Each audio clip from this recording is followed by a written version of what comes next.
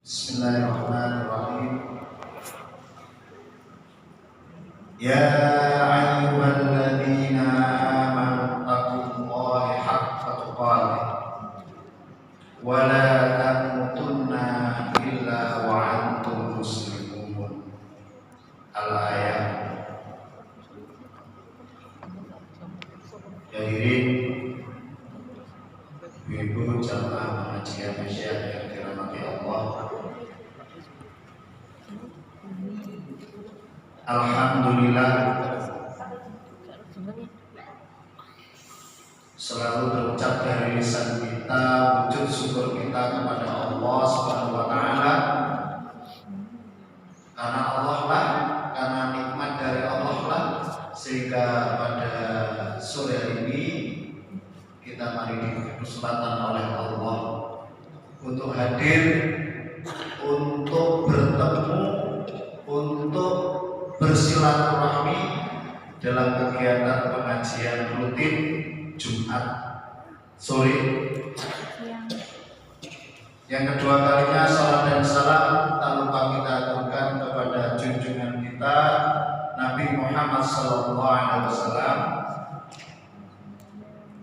Nabi yang diutus oleh Allah sebagai suri teladan bagi kita, Nabi yang diutus oleh Allah sebagai penjelas, sebagai mubayyin.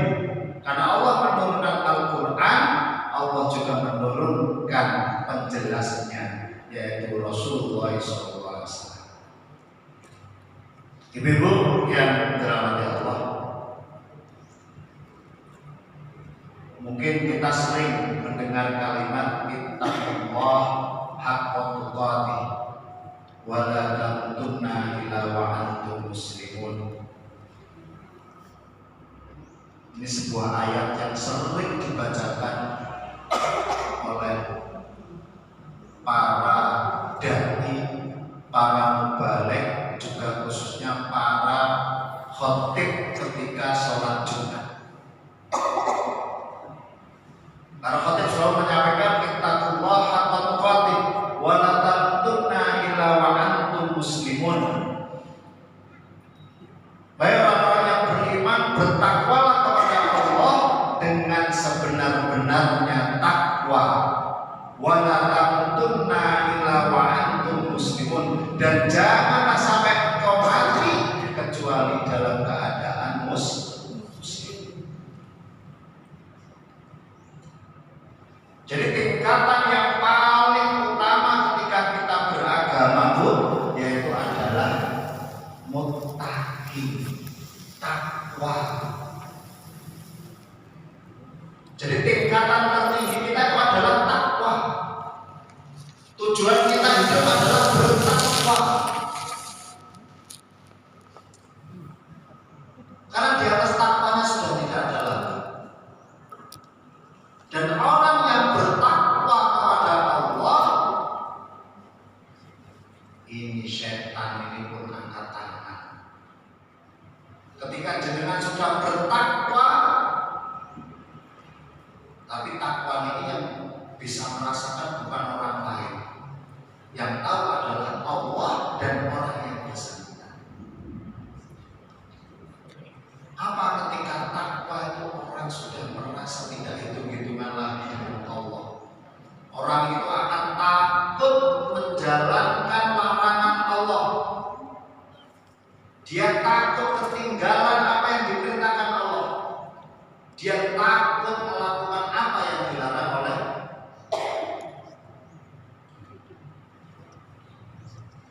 Dan orang yang bertakwa akan memiliki kedamaian di dalam hatinya. Kenapa? Karena dia dekat dengan Allah. Istilahnya tiang takwa itu, istilahnya seluruhnya sudah disandarkan kepada Allah. Jadi dunia itu sudah tempati tetap, tapi dia tetap mencari dunia, tapi bukan menjadi tujuan utama. Karena tujuan hidupnya adalah mencari ridhonya Allah. Kalau jenengan masih mencari pahalanya Allah, berarti berarti kita ini belum masuk pada orang-orang mutakin. Kenapa? Kita masih ngajak hitung-hitungan sama Gusti Allah. Kita ibadah cek jersey. Aku kira-kira sholat bengi pahalanya oleh ibu. Terus poso ini pahalanya dapat berapa? Terus aku lah sedekah dapat apa? Loh, ketika kita melakukan ibadah, kita masih berpikir ketika aku melakukan itu aku dapat apa? Maka ini di dalam diri kita ini belum termasuk orang-orang yang mutakin. Karena kita masih berpikir dapat apa? Tapi ketika jenengan sudah mengatakan saya hidup untuk mencari ridhonya Allah, jenengan mencari ridhonya Allah, sudah tidak memikir saya dapat apa. Bahkan kita beranggapan harta yang kita miliki itu titipan Allah dan akan aku keluarkan untuk jalan Allah.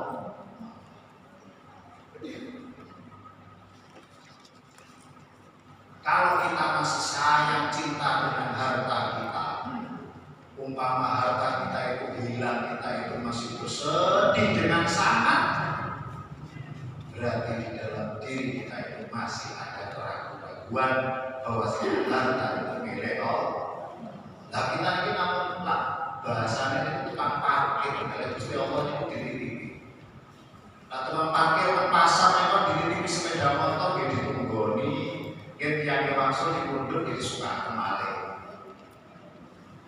Begitu juga dengan kita, harta yang diberikan Allah kepada kita dititipkan, dititipi. Suatu saat sama Allah itu akan diambil lagi. Ketika diambil lagi oleh Allah, ya sudah, karena itu milik Allah. Kita hanya dititipi. Ketika di dalam hati kita sedih, berarti kita ada perasaan memiliki. Jadi perasaan memiliki yang sangat, sehingga ketika kehilangan kita merasa sedih. Tapi ketika jenengan meyakini itu adalah milik Allah, maka ketika hilang jenengan akan santai. Itu milik Allah, hilang ya wis. Nah, ini tingkatan orang bertakwa. Padahal setan itu sudah angkat tangan ketika umat Rasulullah, umat Muhammad ketika sudah pada tahapan mukhlisin. Ketika kita dalam tahap itu mukhlis itu adalah orang-orang yang ikhlas. Itu saya tadi mau angkat tangan, apalagi orang mutakin. Ketika jenengan ikhlas, itu saya butuh sakit budok. Tiap ikhlas itu pun butuh sakit budok. Jenengan lapor ikhlas upami terus derek pun ikhlas. Kan mau disuarakan betul mikir. Karena ikhlas, walaupun diiming-imingin apa betul kira berubah pikiran karena sudah ikhlas. Jadilah, maka kita secara bersama-sama mewujudkan kita itu menjadi orang-orang yang mutakin. Tujuan utama adalah sama dengan insya Allah 3 hari lagi kita akan menghadapi bulan Ramadan. Insya Allah 3 hari, insya Allah hari Senin kita sudah melaksanakan puasa Ramadan. Sama dengan ayat yang memerintahkan tentang puasa. Tujuannya adalah satu. Apa tujuannya? Ketika kita diperintahkan puasa, tujuan akhirnya adalah agar kita menjadi orang-orang yang bertakwa. A'udzubillahi minasyaitonirrajim. Bismillahirrahmanirrahim. Ya ayyuhalladzina amanu kutiba 'alaikumusiyam kama kutiba 'alal ladzina min qablikum la'allakum tattaqun. Artinya, wahai orang-orang yang beriman, diwajibkan atas kamu untuk berpuasa sebagaimana diwajibkan kepada orang-orang sebelum kamu, agar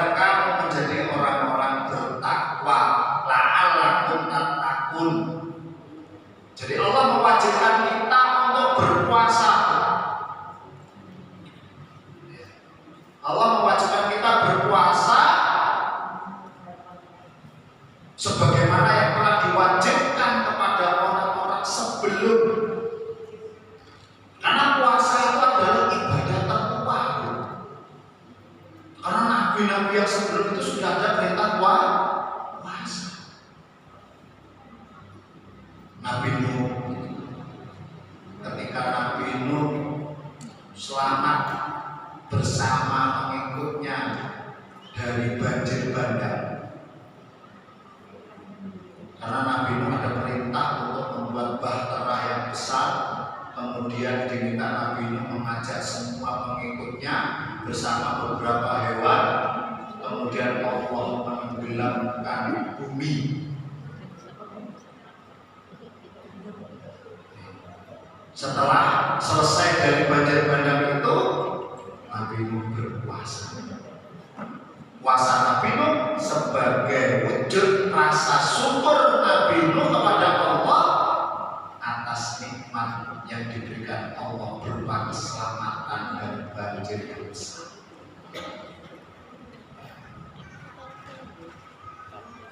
Juga ketika Nabi Muhammad SAW hijrah, karena perintah puasa itu baru diperintahkan kepada Rasulullah itu ketika tahun kedua Hijriah. Jadi tahun kedua setelah Rasulullah hijrah. Ketika Rasulullah awal hijrah dari Makkah ke Madinah, Rasulullah itu melihat orang-orang Yahudi itu berpuasa setiap tanggal 10 Muharram. Jadi ketika setiap tanggal 10 Muharram itu orang Yahudi berpuasa. Kemudian Rasulullah bertanya kepada orang Yahudi, apa yang kamu lakukan? Saya berpuasa. Untuk apa berpuasa? Wujud rasa syukur kami karena Allah menyelamatkan Nabi Musa dari tangan Fir'aun. Nah, setelah ini akhirnya apa? Rasulullah memerintahkan kepada umatnya untuk melaksanakan puasa setiap tanggal 10 yang sering kita kenal dengan puasa Asyura. Bukan puasa Syuro, Asyura. Asyura itu 10. Walaupun memang di Jawa itu Muharram itu kan Suro, bulan Suro.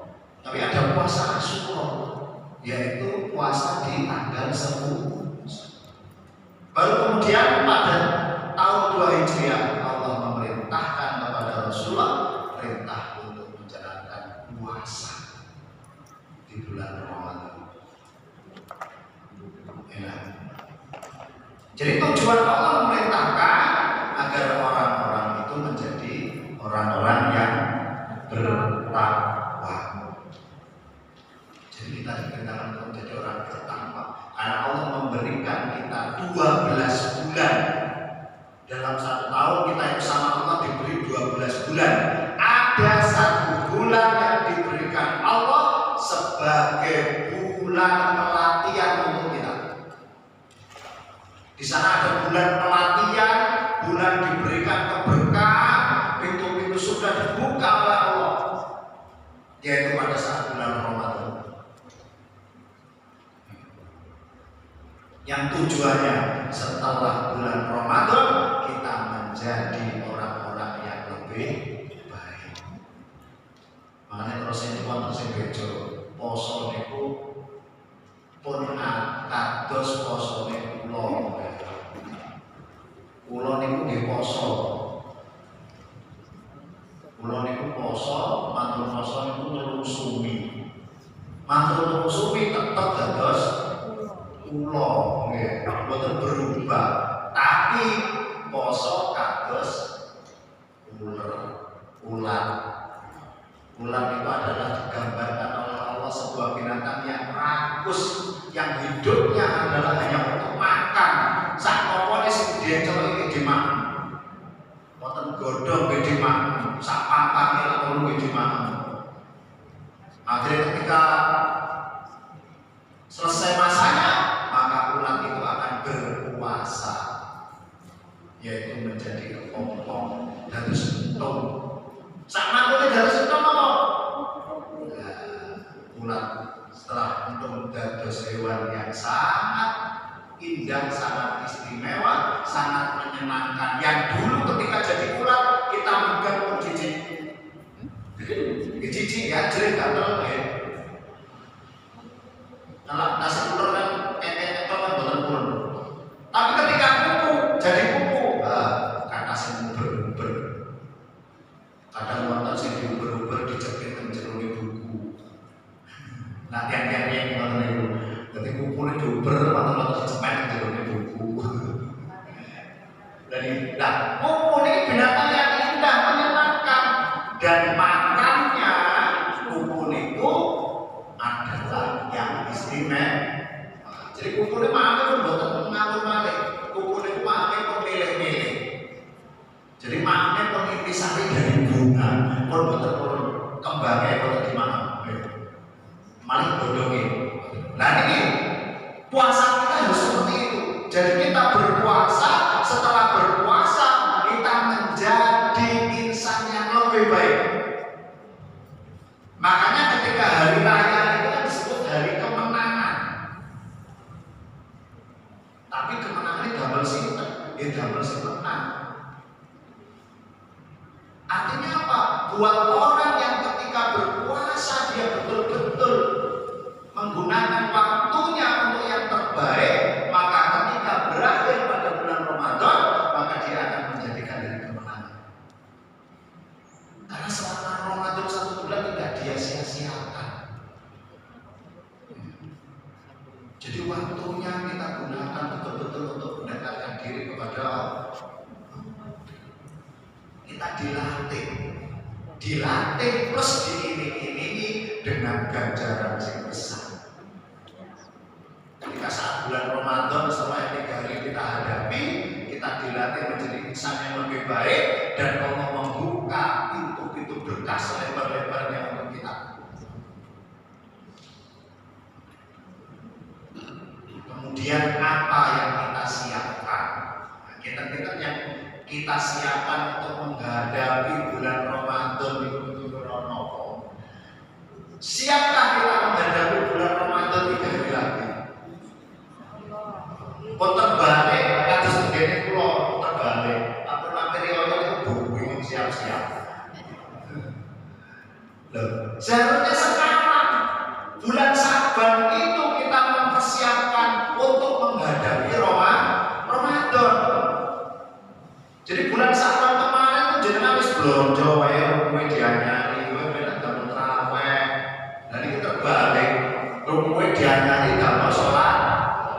Ayo. Padahal sing istimewa itu Ramadane terbalik sawale. Loh, iki rata-rata ngoten niku. Rata-rata ngoten niku. Kata-kata ngoten niku. Wis lak poso wis bingung lah, apa malih lah. Jadi yo pasar sampai obat itu saged. Padha madosi nopo dianyari damel yo padahal yo pun sedina nggih berubah. Maka apa yang kita siapkan? Nah, di antara yang kita siapkan sebelum kita menghadapi bulan istimewa itu, nah ini Bu, kita hisab diri kita. Kita hisab, artinya kita renungkan diri kita. Kira-kira aku selama hidup itu banyak buruknya atau banyak baiknya? Oh, selama hidup aku banyak meloneng wong atau yang lain. Oh, selama hidup aku banyak tukaran kali tombone nopo boten. Ini kita renungkan.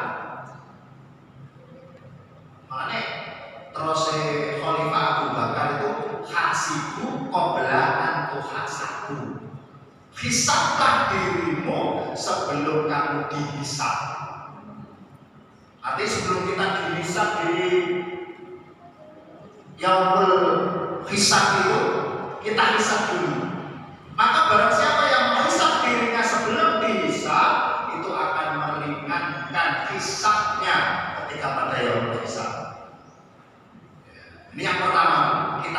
diri kita. Jadi direnungkan, dipikir-pikir, sing selama kita 1 tahun kemarin itu banyak apiin atau banyak elek. Oh, lakon ketemu kata elek. Dan ini makanya terus sedang cepet-cepet taubatan nasuh, tobat sing tenan. Artinya kalau tobat nasuhan itu tobat sak jalure sing menuju temen itu dihindari. Jadi tobat bukan temen, wah tobat gak lapor lagi, tapi jalure tasik. Umpami tentang lingkungan jenengan wonten kelompok rupiahisasi, ya, wonten kelompok.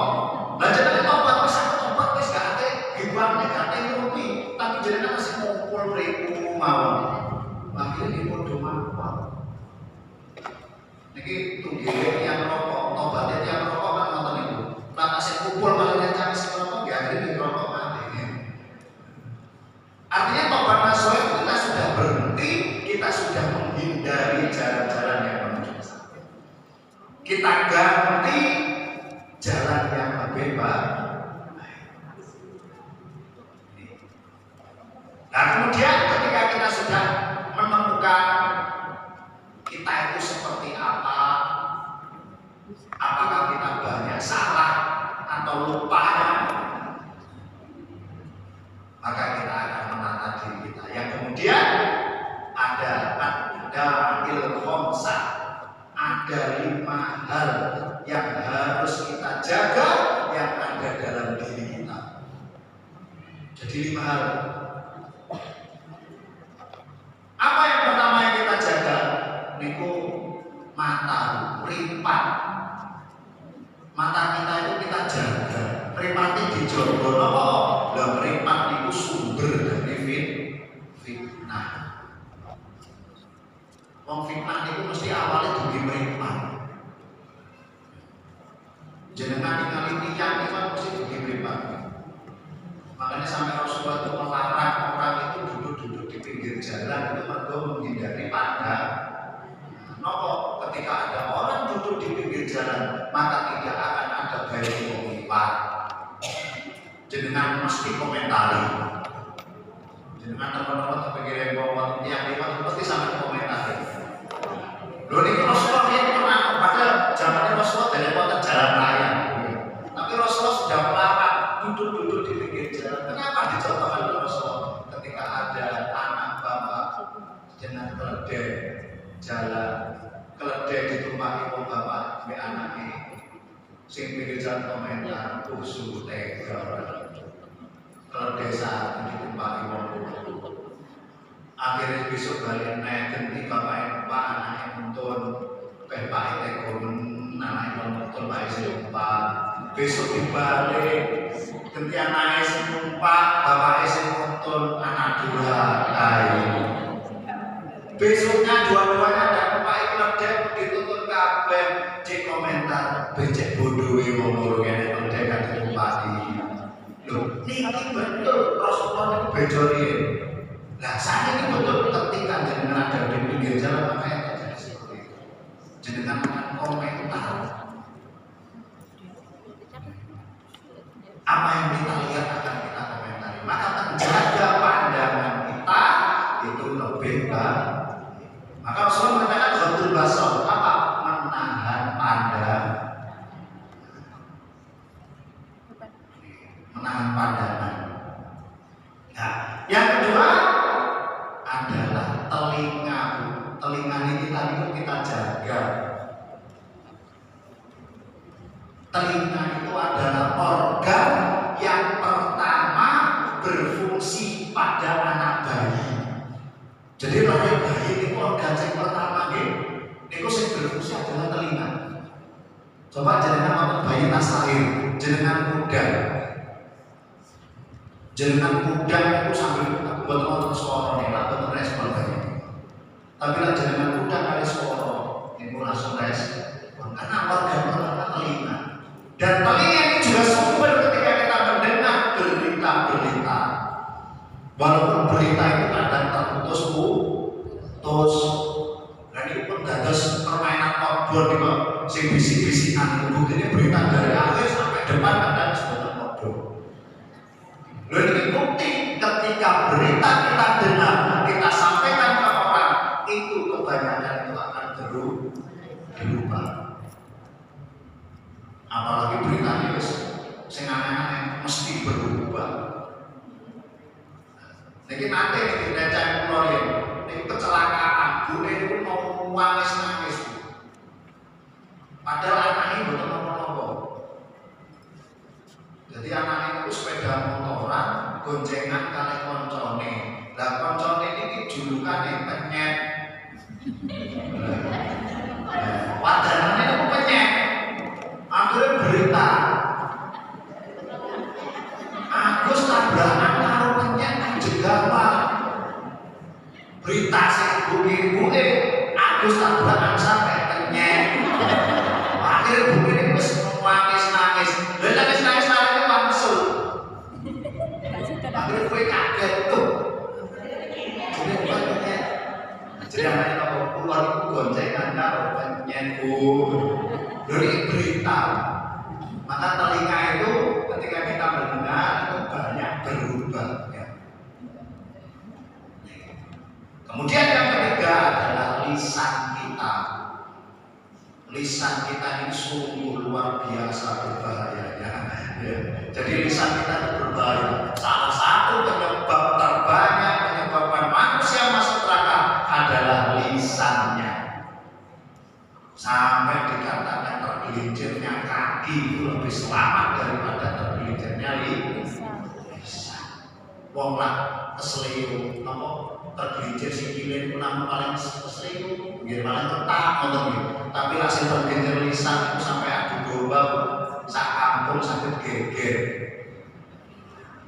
Dan kita menolong wong niku damel lisan. Kita ngrasani wong damel lisan. Tapi saya mau tambah malih. Rasanya kalau tulisan hari HP. Lain rasanya tambah tulisan tapi tambah HP. Berarti ditambah malin, kita pertanyaannya di yang bisa kau buat apa jadi gue. Nah kemudian yang keempat adalah kita menjaga perut. Jadi perut itu harus kita jaga. Apa yang masuk ke dalam perut kita? Karena ternyata makanan yang masuk ke dalam perut kita, jika itu terdapat dari makanan yang haram, itu berdampak pada kita. Dan dampaknya tidak sementara ternyata. Ketika kita mengkonsumsi makanan itu haram, mungkin hasil curian dan sebagainya, itu kemudian diproses dalam tubuh kita, kemudian menjadi daging, maka ini juga akan menjadi daging yang haram. Ketika daging kita sudah haram, maka bisa berpengaruh kepada tingkah laku kita, bisa berpengaruh kepada tingkah laku anak-anak kita. Jadi ketika jenengan memberi nafkah kepada anak-anak jenengan dari hal yang haram, itu bisa berpengaruh dari sifat dan perilaku. Maka jangan sampai apa yang masuk ke dalam perut kita itu adalah sesuatu yang haram. Betul-betul kita pilah.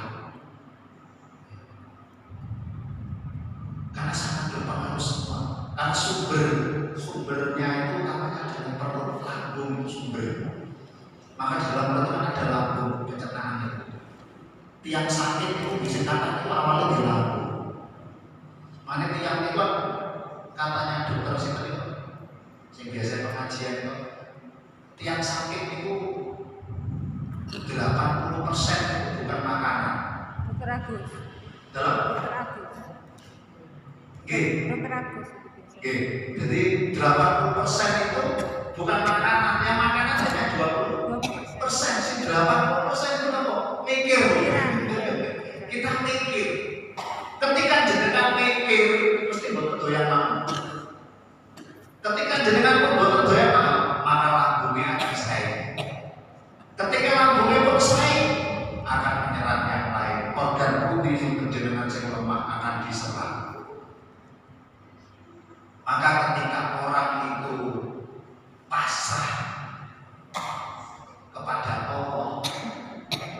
ridho kepada Allah, itu bukan mati mikir. Jadi kita kalau sudah dekat dengan Allah, pasrah yakin kepada Allah, takdir Tuhan, hak prerogatifnya Allah, kita juga berpikir jenengan dados petani, yang penting jadi petani yang terbaik. Hasil pasrahkan kepada Allah. Jenengan dados guru, laksanakan sebagai guru yang terbaik. Anak pinter boten urusan Allah. Tapi kalau jenengan jadi guru pengen anak muridnya pinter, ngeluh. Ketika murid tidak pinter-pinter itu stres. Terus diwajari bulan-bulan macam lah. Tapi ketika jenengan sudah melaksanakan yang terbaik, pinter boten elane itu urusan Gusti. Ketika kita sudah berpikir seperti itu, maka kita akan jenengan kerja yang penting terbaik, rawat terbaik, hasil pasrahkan Gusti Allah. Tapi ketika jenengan mikir kerja rawat terbaik, jenengan harus mikir hasilnya itu mesti apik. Ternyata hasilnya ternyata bukan apik, maka yang terjadi kita akan gelo, mesti gelo, kecewa. Kemudian yang terakhir yang harus kita persiapkan adalah hati kita. Jadi organ yang terakhir kita persiapkan dan organ penentu kita adalah hati. Kolbun yang kita inginkan adalah kolbun salim, hati yang selamat. Hati itu tidak bisa istilahnya hati itu rusak betul sakit. Tapi yang ada adalah hati yang tertutup. Artinya ketika hati kita sudah tertutup, kita tidak akan bisa menerima hidayah dari Allah. Nah, terus Al-Quran qulubuhum gulfun, hati yang tertutup, hati yang terkunci. Kok bisa hati terkunci? Hati terkunci disebabkan karena hati tidak pernah kita dengarkan. Jadi larangan hati, perintahnya hati itu tidak pernah kita dengarkan, maka bisa menjadi hati yang tertutup. Karena hati itu tidak pernah salah. Maka di dalam diri manusia bahkan ada mengatakan suara hati itu adalah suara Tuhan. Suaranya bukan nanti salah. Ketika jenengan itu berbuat salah, pasti di dalam diri jenengan itu ada perasaan bersalah. Itu adalah suara hati. Ketika jenengan lupa boten sholat, mati jenengan bingung. Saat mukanya sedang bingung. Jenengan lupa nih, makanya jenengan mau mewepot boten sholat.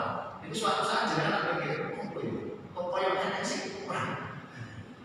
Kadang kita mencari kurangnya apa? Ini adalah suara hati. Bahkan pencuri ini masih mendengarkan suara hati kepadamu. Buktinya apa? Pencuri kasih tolak oleh. Berarti yang berarti nyolong kasih tolak oleh. Berarti hatinya itu masih komunikasi. Maka biasakan kita untuk mendengarkan suara hati kita agar hati kita tidak menjadi hati yang tertutup. Ibu yang dirahmati Allah, mungkin ini yang dapat kami sampaikan. Mudah-mudahan bermanfaat bagi kita dan khususnya bagi saya sendiri, karena kita masih belajar. Kita butuh ke depan untuk bersama-sama saling mengingatkan, ya, agar kita ke depan menjadi orang yang selamat. Kurang lebihnya maaf. Assalamualaikum warahmatullahi wabarakatuh. Waalaikumsalam warahmatullahi wabarakatuh.